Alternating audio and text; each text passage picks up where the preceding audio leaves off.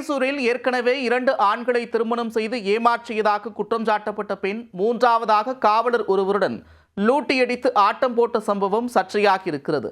நகை மற்றும் பணத்துடன் தலைமறைவான பெண் மீது இரண்டாவது கணவர் அளித்த புகாரின் பேரில் போலீசார் எடுத்த நடவடிக்கை என்ன? இரண்டாவது கணவர் மீது போலீசில் பொய் புகார் அளித்து விசாரணைக்கு ஒத்துழைக்காமல் காவல் நிலையத்திலிருந்து தப்பி ஓடி தலைமறைவான பெண் இவர்தான். இரண்டாவது கணவரின் பணம் மற்றும் நகையை தூக்கிக் கொண்டு காவலருடன் சொகுசாக சுற்றிய பெண் மீது எடுக்கப்பட்ட நடவடிக்கை என்ன? கர்நாடக மாநிலம் மைசூரைச் சேர்ந்தவர் மோனிகா. இன்ஸ்டாவில் மோனிகா என்ற பெயரில் ஐடி வைத்துள்ள இவரின் பொழுதுபோக்கே ரீல்ஸ் எடுப்பதுதான். ஏற்கனவே 2 பேரை திருமணம் செய்த மோனிகா தனது இரண்டாவது கணவர் தன்னை தாக்கி சித்திரவதை செய்வதாக சமீபத்தில் போலீசில் புகார் அளித்துள்ளார்.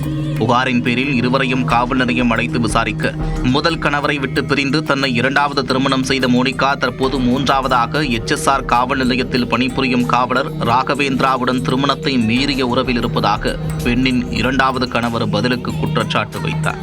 தன்னை ஏமாற்றிய மோனிகா அவரது புது காதலனுடன் ஊர் சுற்றி மிகவும் வேதனைக்கு உள்ளாக்கியதாக கண்ணீர் விட்டுள்ளார். மேலும் புது காதலனான காவலர் ராகவேந்திராவுடன் மோனிகா அடித்த லூட்டியை வீடியோ ஆதாரத்துடன் போலீசில் காட்டிக் கொண்டிருக்கும் போதே யாருக்கும் தெரியாமல் மோனிகா காவல் நிலையத்தில் இருந்து தப்பித்துச் சென்றுள்ளார். இதனால் தன்னுடைய திருமணத்தை மீறிய உறவை மறைத்து கணவன் மீது பொய் புகார் அளித்தது அம்பலமாக இருக்கிறது. காவல் நிலையத்திலிருந்து தலைமறைவான மோனிகா இரண்டாவது கணவரின் 180 கிராம் தங்க நகைகள் மற்றும் 1,80,000 ரூபாய் ரொக்கத்தையும் எடுத்துச் சென்றுள்ளார். இதனால் பாதிக்கப்பட்ட நபர் மனைவி மோனிகாவின் மீது மோசடி செய்துவிட்டதாக போலீசில் புகார் அளித்துள்ளார். புகாரின் பேரில் விசாரணையை தொடங்கிய அதிகாரிகள் மோனிகாவுடன் லூட்டியடித்த காவலர் ராகவேந்திராவை துறை ரீதியாக பணி நீக்கம் செய்தனர். மேலும் தலைமறைவான மோனிகாவை பிடிக்க தனிப்படை அமைத்தனர்.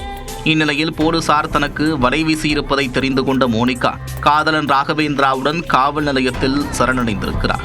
தனது இரண்டாவது கணவரை தான் ஏமாற்றவில்லை என்றும் கடந்த சில வருடங்களாக தன்னை அவர் சித்திரவதை செய்து வருவதாகவும் பல பகீர் குற்றச்சாட்டுகளை முன்வைத்தார். மேலும் தனக்கு அடைக்கலம் கொடுத்த காவலர் ராகவேந்திராவுக்கு இந்த பிரச்சனையில் தொடர்பு இல்லை என்றும் மோனிகா கூறியுள்ளார். காவலர் ராகவேந்திராவுக்கு ஏற்கனவே திருமணமாகி குழந்தை இருக்கிறது. இன்ஸ்டாகிராம் மூலமே இருவருக்கும் பழக்கம் ஏற்பட்டுள்ளது. இதனையடுத்து உண்மையில் யார் மீது தவறு, யாரை சீட்டிங் செய்தார்கள் என்பது குறித்து போலீசார் விசாரித்து வருகின்றனர். விசாரணையின் முடிவில் மேலும் பல திடுக்கிடும் சம்பவங்கள் வெளிவரலாம் என்று எதிர்பார்க்கப்படுகிறது.